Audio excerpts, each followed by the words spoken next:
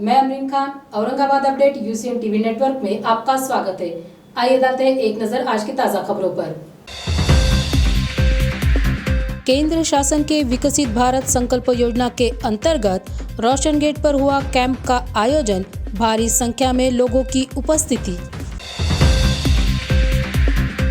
विविध सामाजिक उपक्रमों द्वारा मनाया जाएगा राष्ट्रवादी कांग्रेस पक्ष के सुप्रीमो का जन्मदिन।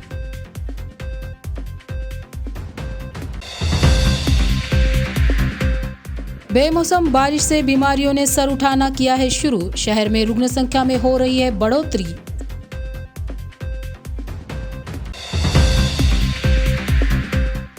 तेलंगाना में मजलिस की जीत का जश्न शहर में बड़े जोरों शोरों से मनाया गया।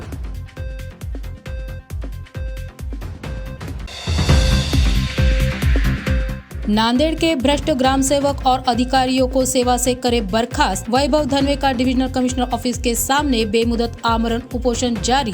भारत सरकार के विकसित भारत संकल्प योजना के अंतर्गत रोशन गेट पर केंद्र सरकार के विविध योजनाओं का लाभ नागरिकों को मिलने के उद्देश्य से रोशन गेट पर कैंप का आयोजन किया गया है। इस कैंप में नागरिकों को मुफ्त उज्ज्वला गैस योजना का लाभ मिलेगा। इसी के साथ पंतप्रधान आवास योजना का लाभ मिलेगा। महानगर पालिका के कमिश्नर जी श्रीकांत की तरफ से मेडिकल चेकअप कैंप भी यहां पर रखा गया है। इस कैंप में करीबन 250 से ज्यादा लोगों ने रजिस्ट्रेशन किया है और आगे भी रजिस्ट्रेशन शुरू रहेगा, ऐसी जानकारी असिस्टेंट कमिश्नर जोन 3 के नईम अहमद अंसारी इन्होंने मीडिया को दी है। ये प्रोग्राम जो है तो सेंट्रल गवर्नमेंट का है। आप देख रहे होंगे जैसा कि पोस्टर्स लगे हुए, मोदी सरकार ची हमी सेंट्रल गवर्नमेंट का प्रोग्राम है। इसके अंदर जो है तो मुख्तलिफ जो स्कीम सेंट्रल गवर्नमेंट की जो चल रही है आवाम के फ़ायदे के लिए, जैसा कि उज्ज्वला गैस योजना है, उसके अलावा जो है तो पंतप्रधान आवास योजना है, और उसके अलावा जो है तो आपके यहाँ पे मेडिकल चेकअप भी किया जा रहा है लोगों का कॉर्पोरेशन की तरफ से। हमारे इज़्ज़त माब कमिश्नर साहब जी श्रीकांत साहब, इनके जानिब से जो है तो मेडिकल चेकअप का भी नज़्म किया गया है आवाम के लिए, और माशाल्लाह आवाम जो है तो उसका भरपूर फ़ायदा उठा रहे हैं। काफ़ी गर्दी आप देख रहे होंगे यहाँ पे, पब्लिक का रिस्पांस काफ़ी अच्छा है। 2 शिफ्ट में ये इस कैंप लगाया गया है। पहली शिफ्ट सुबह अन्निसा स्कूल के मैदान में ली गई। वहाँ पर मेडिकल का जो रजिस्ट्रेशन था वो कुछ कम 250 लोगों ने किया है, और अभी ये कैंप रोशन गेट का जारी है। फाइनल फिगर अभी नहीं आया है, लेकिन सुबह का जो कैंप मुनक़द किया गया था उससे ज़्यादा यहाँ पर जो है तो पब्लिक का रिस्पांस है। मरकज़ी हुकूमत की जानिब से मुख्तलिफ़ किस्म के स्कीमात जो है तो आवाम की फ़लाह के लिए चलाए जा रहे हैं, और आवाम ने जो है तो उसका भरपूर तरीके से फ़ायदा उठाना चाहिए। इसके मुख्तलिफ़ स्टेजेस है। कलेक्टर ऑफिस से ये स्कीम जो है तो हमेशा के लिए चलती है, लेकिन मरकज़ी हुकूमत ने ज़्यादा से ज़्यादा आवाम ने इसका फ़ायदा उठाना चाहिए। उसके लिए जो है तो स्पेशल ड्राइव विकसित भारत संकल्प योजना के नाम से शुरू किया है, जो कि पूरे शहर में जो है तो मुख्तलिफ़ जगह पर इसका इनेकाद किया जा रहा है, और आवाम ने इसका भरपूर तरीके से फ़ायदा उठाना चाहिए। मैं Naeem Ahmed Ansari, assistant commissioner zone number 3। राष्ट्रवादी कांग्रेस पक्ष के सुप्रीमो शरद पवार, इनका जन्मदिन हर साल की तरह इस साल भी विविध सामाजिक कार्य संपन्न करके मनाया जाएगा। शहर के गरीब अनाथ लोगों को कंबल दान का कार्यक्रम किया जाएगा। साथ ही अस्पतालों में बीमार मरीजों और उनके परिवारजनों को फल वितरित किए जाएंगे। रक्तदान शिविर का भी आयोजन किया जाएगा। ऐसे विविध कार्यक्रमों के साथ शरद चंद्र पवार, इनका जन्मदिन मनाया जाएगा, ऐसी जानकारी एनसीपी शहर अध्यक्ष ख्वाजा शरफुद्दीन मुल्ला इन्होंने मीडिया को दी। हमारे नेता आदरणीय पवार साहब की हर साल की तरह इस साल भी 12 तारीख को हम हमारे पार्टी की तरफ से जो एक पवार साहब की हर साल तो होती है, और इतना बड़ा नेता है कि ये महाराष्ट्र का नहीं तो हिंदुस्तान का ये नेता है, तो हम हमारे तरफ से शहर की तरफ से जो गरीबों को कंबल वाटप, रक्तदान शिविर, जो भी हमारा 10 दिन कार्यक्रम, फल वाटप, पूरे शहर के अंदर जो ये बर्थडे तो एक बहाना है, मगर गरीबों को ये बहाने में उनके पास जाकर कैंसर हॉस्पिटल में जो भी जितना भी जो गरीबों को जितना फायदा होगा वो हम पूरा फायदा आदरणीय पवार साहब के बर्थडे पे हम सब मिलकर दिए। उसमें हमारे एमजीएम में हमारा सवेरे बड़ा प्रोग्राम रहेगा। उसके बाद में यहाँ पे केक पार्टी ऑफिस में केक का प्रोग्राम रहेगा और शहर में पूरा हमारा 10 दिन आदरणीय पवार साहब का जोर शोर से हम पूरा सब मिलकर बहुत बड़ा ये आने वाले वक्त में 12 तारीख में हम सब मिलकर ये बर्थडे हम मनाएंगे। पवार साहेबांचा वाढदिवस आम्ही सगळ्या महिला खूप धूमधामाने करणार आहे। आमच्या शहर अध्यक्ष मेराजताई, फजालाताई, सगळे आमचे जेवढे पदाधिकारी आहे या वर्षी आम्ही दाखवून देऊ की पवार साहेबांचा वाढदिवस याच्या गेल्या वर्षीपेक्षा या वर्षी आम्ही प्रत्येक वार्डात प्रत्येक ब्लॉक मध्ये आम्ही हा कार्यक्रम साजरी करणार आहे। तसंच मेराजताईंनी एक कॅन्सर हॉस्पिटल मध्ये एक कार्यक्रम घेतला आणि आम्ही दोघींनी पण घेतला आणि तसंच एमजीएम मध्ये आम्ही सगळं ग्रुप मिळून तो कार्यक्रम आम्ही वाढदिवसाचा शिबिराचा कार्यक्रम आम्ही साजरी करणार आहे। देशाचे नेते आदरणीय शरदचंद्रजी पवार साहेब यांचा 83वा वाढदिवस पूर्ण महाराष्ट्रात आनंदोत्सव आणि समाजोपयोगी कार्यक्रमाने उत्सव साजरा करण्यात येणार आहे। तसंच औरंगाबाद शहरात आम्ही शहर अध्यक्ष आणि सर्व सेलचे अध्यक्ष विविध उपक्रम असे उपक्रम की जी समाजाच्या आणि जनतेच्या उपयोगी येतील असे कार्यक्रम आम्ही राबवणार आहोत। त्यातच जसं की आरोग्य शिबिर असेल, महिलांची कॅन्सरची तपासणी असेल, त्यांना औषधोपचार असतील, असा एक आठवडा एक सप्ताह पूर्ण आम्ही विविध समाजोपयोगी कार्यक्रमाने हा आनंदोत्सव साजरा करणार आहोत। बेमौसम बारिश के कारण शहर और जिले में पेशेंट्स की संख्या बढ़ रही है। अचानक हुई तूफानी बारिश से मौसम में बदलाव आया है। हवा में ठंड की मात्रा बढ़ी है। इसी से नागरिकों को स्वास्थ्य संबंधी समस्याएं निर्माण हो रही है। महानगर पालिका के अस्पताल में पेशेंट के लिए औषधियां ज्यादा मात्रा में उपलब्ध करवाई गई है। महानगर पालिका की तरफ से शहर में सर्वेक्षण किया जाता है। हाई रिस्क एरिया में फॉगिंग, अबेटिंग जैसे कार्य हमेशा किए जाते हैं। अपने स्वास्थ्य से संबंधित समस्याओं को नजरअंदाज न करते हुए उनका तुरंत इलाज करने की अपील महानगर पालिका आरोग्य अधिकारी डॉक्टर पारस मंडलेचा इन्होंने नागरिकों को की है। देखा जाए तो गए 20-25 दिन से वायरल फीवर के एडल्ट्स एंड पीडियाट्रिक पेशेंट जो हैं वो बढ़े वाले हैं। तो उसके लिए जो कुछ भी मेडिसिन वहाँ पे जो कुछ भी टेस्टिंग लगती है और वहाँ पे जो हमारे मेडिकल ऑफिसर को जो कुछ भी ऊपर से स्टेट से आए वाली गाइडलाइन है वो सब गाइडलाइन के हिसाब से पूरा वहाँ पे हमारे मेडिकल ऑफिसर पेशेंट को ट्रीट कर रहे हैं। और लास्ट 8 डेज़ में पीडियाट्रिक एज ग्रुप जो है, पीडियाट्रिक एज ग्रुप में वायरल फीवर के पेशेंट हैं और उसके लिए हम ILI सारी के पेशेंट स्क्रीनिंग कर रहे हैं। बट अभी तक अपने पास जैसा चाइना में न्यूज़ अपने पास आई है और वो हिसाब से हमारे को स्टेट से गाइडलाइन भी आया है कि जो ILI सारी के पेशेंट हैं उनका जीनोम सीक्वेंसिंग करना है और उनका अपने GMC के लैब को सैंपल भेजना है। वो हिसाब से पूरे प्रिकॉशंस जो है वो लिए जा रहे हैं। उसके लिए जो इंस्ट्रक्शंस हैं हमारे medical officer, concern lab technician वगैरह को पूरी दी गई है।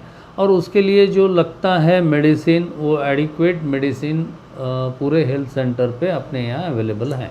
अपने पास आज की बात नहीं, प्री मानसून प्रिपरेशन बोल तो बारिश होने के पहले से अपने यहाँ पे प्री मानसून मीटिंग्स होती हैं। उसमें वो अति जोखिम के जो एरियाज़ है वो आइडेंटिफाई किए जाते हैं और थ्रू आउट बारिश के सीज़न में भी और अभी भी वहाँ पे वार्ड निहाय अपना जो है सर्वेक्षण चालू रहता है। उसकी हाउस इंडेक्स निकाला जाता है, डेंसिटी निकाली जाती है और जो हाई रिस्क एरिया है वो एरिया में अपने यहाँ एबेटिंग, स्प्रेइंग और फॉगिंग जो है रेगुलरली चालू रहती है। जो कोई पेशेंट को फीवर है, रनिंग नोज़ है, वो लोगों ने मास्क यूज़ करना चाहिए। ज़्यादा पब्लिकली बाहर घूमना नहीं चाहिए। जहाँ गर्दी रहती है वैसे जगह पे पेशेंट ने नहीं जाना चाहिए क्योंकि it is a communicable disease, एक से दूसरे में होता है। और घर पे भी जब रहते हैं तो मास्क यूज़ करा तो वो प्रिकॉशनरी बाकी मेंबर्स के लिए भी अच्छा रहता है। खबरें अभी और भी है, वक्त हो रहा है एक छोटे से ब्रेक का। मिलते हैं ब्रेक के बाद। रिलायबल इंटरनेट की है तलाश, तो जुड़िए UCN ब्रॉडबैंड के साथ, जहां मिले आपको 10 Mbps से 1000 Mbps हाई स्पीड इंटरनेट। शुरुआती पैकेज सिर्फ 250 रुपए से। पर चलाना है घर का हर डिवाइस एक ही स्ट्रीमलाइन कनेक्शन के साथ, तो सजेशन है हमारा, चुनिए minimum 100 Mbps truly unlimited plan. Choice आपकी, सर्विस हमारी। UCN broadband, let's get connected. Break के बाद फिर एक बार आपका स्वागत है। 4 राज्यों में हो चुके विधानसभा चुनाव में तेलंगाना राज्य में मजलिस पक्ष को विधानसभा चुनाव में बड़ी कामयाबी हासिल हुई है। तेलंगाना असेंबली में AIMIM पक्ष की ओर से 9 उम्मीदवार खड़े किए गए थे, जिसमें से 7 उम्मीदवारों को जीत मिली है। इसी जीत का जश्न शहर में आजाद चौक से दारुसलाम कार्यालय तक बैंड बाजे और आतिशबाजी के साथ रैली निकालकर मनाया गया। इस मौके पर मजलिस के डॉक्टर गफ्फार कादरी, नासिर सिद्दीकी, समीर साजिद बिल्डर, भाई इम्तियाज के साथ कार्यकर्ता, पदाधिकारी और नागरिक बड़ी संख्या में उपस्थित थे।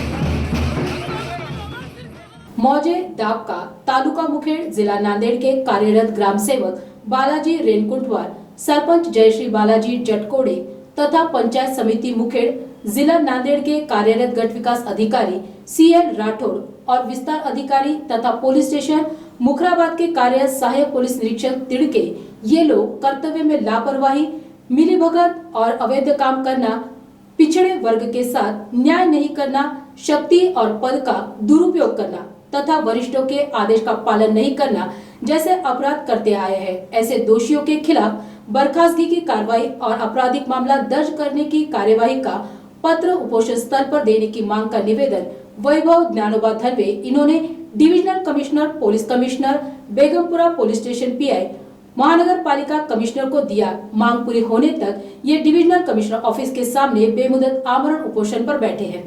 मी उपोषणकर्ता वैभव ज्ञानोबा धनवे, राहणार दापका गुंडपण तालुका मुखेड जिल्हा नांदेड या गावच्या माझ्या काही तक्रारी होत्या। त्या तक्रारीच्या अनुषंगाने आम्ही प्रशासनाकडे वारंवार पत्रव्यवहार करूनही प्रशासनानं आमची दखल घेतलेली नाही। पंचायत समिती कार्यालयासमोर आम्ही गेली 13 दिवस आमरण उपोषण करून सुद्धा गट विकास अधिकारी साहेब, तिथले विस्तार अधिकारी धर्मेकर साहेब ही आमची कोणतीही दखल घेतलेली नाही। त्याच्यानंतर आम्ही जिल्हा प्रशासनाकडे मुख्य कार्यकारी अधिकारी यांच्याकडे तक्रारी देऊन सुद्धा त्यांनी पण आमच्या तक्रारीवर कोणतीही निवारण केलेले नाहीत, अंमल केलेले नाहीत। त्याकरिता आम्ही त्यांच्यावर कठोरात कठोर कारवाई करण्याबाबत आम्ही आयुक्त साहेबांकडे अगोदर पत्र किती तारखेला दिलं आपण, आम्ही 22 तारखेला निवेदन दिले आणि आज 4/12/2023 पासून आजपासून आम्ही बेमुदत आमरण उपोषण करण्याचा निर्धार केलेला आहे। ग्रामपंचायत कार्यालयातील गाव हद्दीमधील मालमत्ता क्रमांक 822 ही मालमत्ता उषाबाई बाबूराव गव्हाणे यांच्या नावे असलेली मालमत्ता, ती व्यक्तींनी डॉक्टर बाबासाहेब आंबेडकर यांच्या स्मारकासाठी ती जागा दान दिलेली होती। त्या जागेची नोंद ग्रामपंचायत घेत नाही। सदरील ठिकाणी मालमत्ता शेजारी रामदास माधवराव दापकेकर ह्या नामक व्यक्तीला त्या ठिकाणी अतिक्रमण करण्यास सांगून ती जागा गावपुढारी, ग्रामपंचायतचे सरपंच, त्याच्यानंतर ग्रामसेवक आणि विस्तार अधिकारी आणि गटविकास अधिकारी हे संगनमत करून ती मालमत्ता बळकवण्याचा त्यांचा उद्देश होता आणि त्या संदर्भात आम्ही त्यांच्याकडे वारंवार तक्रारी केलो होतो। आमची दखल घेतलेली नाही। त्या संदर्भात त्यांच्यावर तात्काळ कायदेशीर योग्य ती कारवाई माननीय साहेबांनी करावी ह्या मागणीसाठी आम्ही इथं उपोषणास बसलो आहे। जोपर्यंत आम्हाला न्याय मिळणार नाही, जोपर्यंत आमच्या मागणीची पूर्तता होणार नाही, तोपर्यंत आम्ही इथून हटणारच नाही। भले आमचा जीव जरी गेला तरी आम्हाला हरकत नाही। मी उपोषणकर्ता वैभव ज्ञानोबा धनवे, राहणार दापका गुंडपण तालुका मुखेड जिल्हा नांदेड।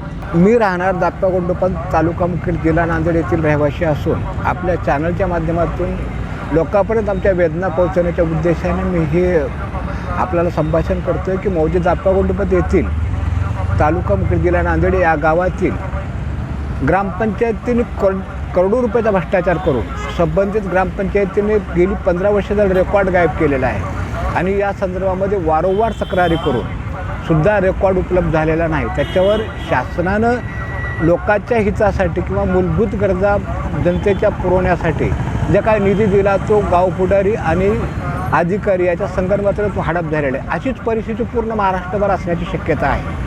मुखेड तालुका नांदेड जिल्ह्याच्या अंतर्गतची विषय राहिला नाही. एकही ग्रामपंचायतीने महाराष्ट्रातलं मला ऑडिट द्यावं याच्यावर माझं चॅलेंज आहे.